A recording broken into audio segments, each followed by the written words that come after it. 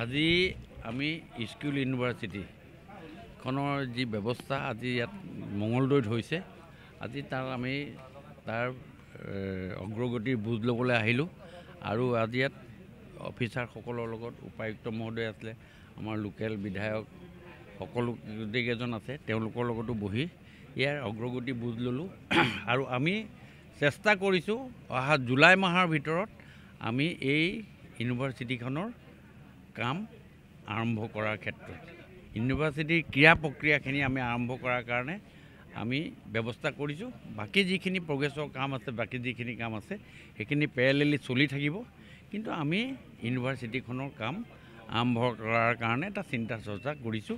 তাৰ কাৰণে আমি বুজ ল'লোঁ আৰু মই প্ৰত্যেক এমাহ ডেৰ মাহৰ মূৰত আহি থাকিম। জুলাইলৈকে আমি এইটো টাৰ্গেট লৈছোঁ, জুলাইত যাতে আমাৰ মাননীয় মুখ্যমন্ত্ৰী মহোদয়ক মাতি আনি আমি যাতে এই ইউনিভাৰ্চিটিখন আৰু কাম আৰম্ভ কৰিব পাৰোঁ।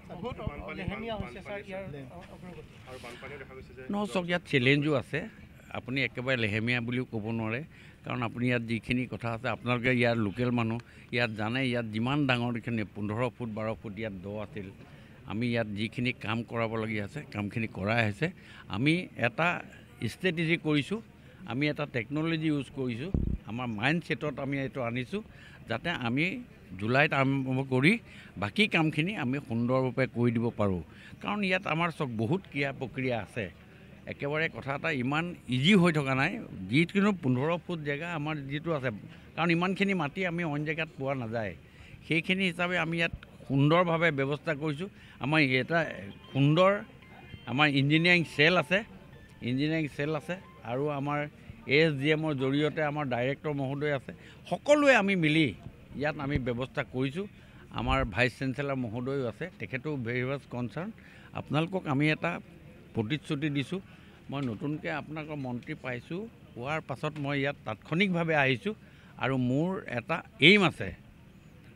এইম আছে যাতে আমি জুলাইত ইয়াৰ ক্ৰিয়া প্ৰক্ৰিয়া আৰম্ভ কৰিব পাৰোঁ। Thank you. বাঘ দেখিছে আপুনি, ভূত দেখিছে, মানুহে কয় ভূত ওলাইছে, ৰামক সুধিলে বোলে ভূত দেখিছেনে, বোলে দেখা নাই, বোলে হৰিয়ে দেখিছে, হৰিক সুধিলে দেখিছেনে। এইবিলাক এটা মানুহে কলোকৈ লেংগুৱেজৰ ভিতৰত পৰিণত হৈছে। কি দুৰ্নীতি হৈছে আপোনালোকে বস্তুটো চাওক, বস্তু এটা বনাই আছে, এনেই কথা এটাত ঘপকৈ দুৰ্নীতি হৈছে বুলি ক'লে কেনেকৈ কৈ দিব আপুনি কথাটো। তাৰ এটা বিধি ব্যৱস্থা থাকিব লাগিব। কাম কৰিছে, কাম কৰিব দিয়ক, যদি তেনেকুৱা কিবা হৈছে আমি চাম, আমি আছোঁ, ভিজিলেন্স আছে, আমাৰ সকলোখিনি ব্যৱস্থা আছে, সেই ব্যৱস্থাত আমি আগন্তুক দিনত আগবাঢ়ি যাম। ডিমৰেলাইজ নকৰিব, মানুহে ডিমৰেলাইজ কৰিলে মানুহৰ কাম কৰাত অসুবিধা হয়, কাম কৰিব দিয়ক। আমি যদি তেনেকুৱা কিবা থাকে আমি ভৱিষ্যতে চাই ল'ম। আমি APDCLত যাম, APDCLৰ মোৰ ডিপাৰ্টমেণ্ট, ইয়াতো কেনেকৈ কাৰেণ্ট দিব লাগিব, কেনেকৈ কাৰেণ্ট দিব লাগিব, উপায়ুক্ত মহলত বহিম, কেনেকৈ ড্ৰেইনেজ কৰিব লাগিব, এইটো ফিউচাৰ যিবিলাক প্লেন, এটা যোগাত্মক চিন্তাৰে আমি গোটেই কামখিনি কৰাৰ চিন্তা কৰিছোঁ। আপোনালোকৰ সহায় সহযোগিতা কামনা কৰিছোঁ।